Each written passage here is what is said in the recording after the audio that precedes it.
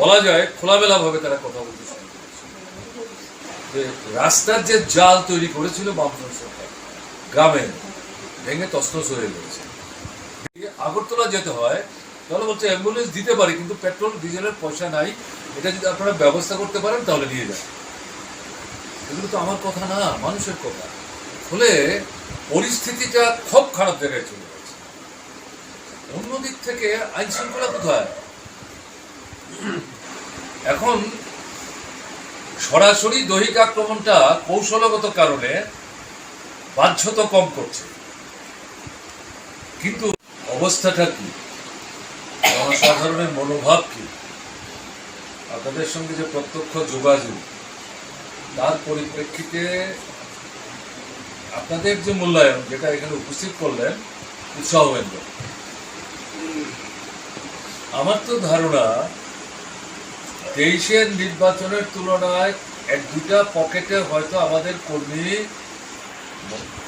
জড়ো করতে একটু সমস্যা হচ্ছে, কিন্তু এই উপনির্বাচনে আমার মনে হচ্ছে যে 23-এর নির্বাচনের তুলনায় কর্মী একবারে কম বেরিয়েছেন। ঘটনা কিন্তু করেও থাকেন 3 মাস 4 মাসের আগে মজুরি আপনাদের হাতে আসে, আর যদি আসে পুরো টাকা পান 217 বা 21-22 টাকা পাওয়ার মতো পান না, তো 140, 50, 60, 70 বাকি সমস্ত টাকা মন্ডলের লোকরা লুট করে নিয়ে যাচ্ছে, কিছু কথাই বলতে যাচ্ছে।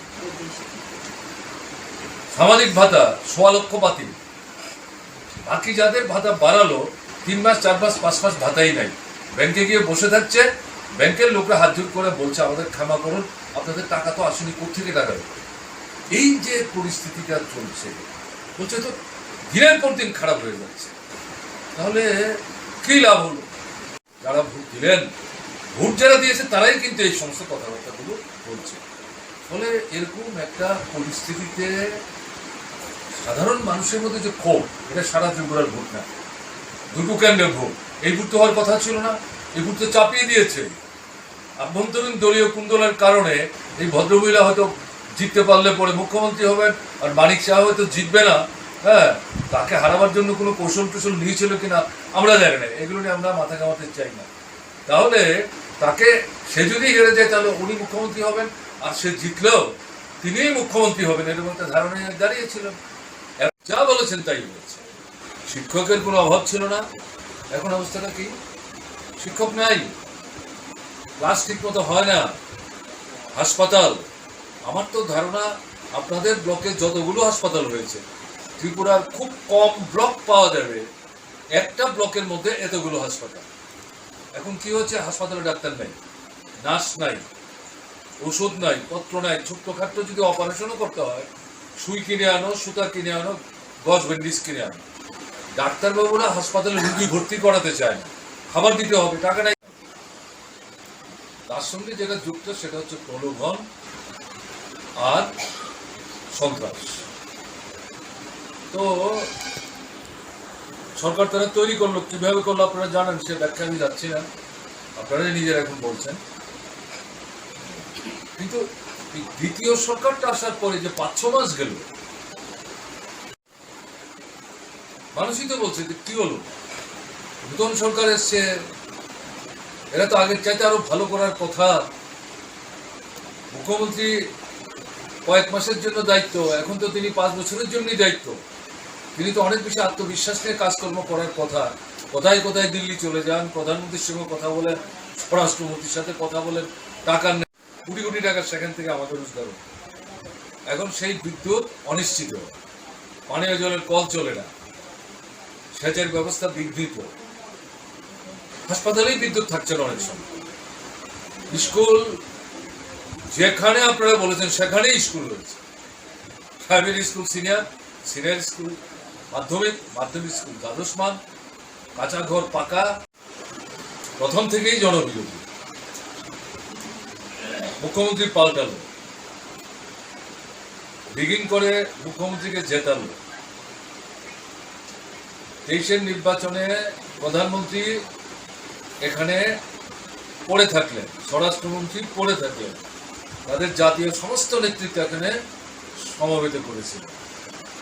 পুকুরে বীজ ঢেলে দিচ্ছে। আপনি রাবার বাগান করে এই ল্যাটেক্স বিক্রি করে পরিবার চালান, এখন রাবার বাগান কোথাও কাটছে, কোথাও আগুন লাগিয়ে দিচ্ছে, ছোট্ট দোকান খুলতে দিচ্ছে না, অটোরিকশা বেরোতে দিচ্ছে না, জিপ গাড়ি বেরোতে দিচ্ছে না। আপনাদের এখানে রিক্সা টিক্সা কম, আমি রিক্সার কথা বললাম না, কিন্তু এই যে জিনিসগুলো সমস্যা হচ্ছে। এখানে কাজ নাই, রোজগার নাই, কেনবার ক্ষমতা নাই, লজ্জায় দুই বেলা যে খেতে পারি না, কোথাও কোথাও সারাদিনই খাওয়ার জোটে না, এগুলো তো বলতেও পারছে না। তখন না এই যে পরিস্থিতিটা, এই পরিস্থিতিটা কিন্তু সাধারণ মানুষের মধ্যে এখন বলা যায় খোলামেলা ভাবে তারা কথা বলতে শুরু করেছে। যে রাস্তার যে জাল তৈরি করেছিল বামফ্রন্ট সরকার, গ্রামে ভেঙে তছনছ হয়ে গেছে। আগরতলা যেতে হয় তাহলে বলছে অ্যাম্বুলেন্স দিতে পারি, কিন্তু পেট্রোল ডিজেলের পয়সা নাই, এটা যদি আপনারা ব্যবস্থা করতে পারেন তাহলে নিয়ে যান। এগুলো তো আমার কথা না, মানুষের কথা। ফলে পরিস্থিতিটা খুব খারাপ জায়গায় চলে গেছে। অন্যদিক থেকে আইন শৃঙ্খলা কোথায়? এখন সরাসরি দৈহিক আক্রমণটা কৌশলগত কারণে বাধ্যত কম করছে, কিন্তু অবস্থাটা কি, জনসাধারণের মনোভাব কি, আপনাদের সঙ্গে যে প্রত্যক্ষ যোগাযোগ, তার পরিপ্রেক্ষিতে আপনাদের যে মূল্যায়ন যেটা এখানে উপস্থিত করলেন উৎসাহ কেন্দ্র,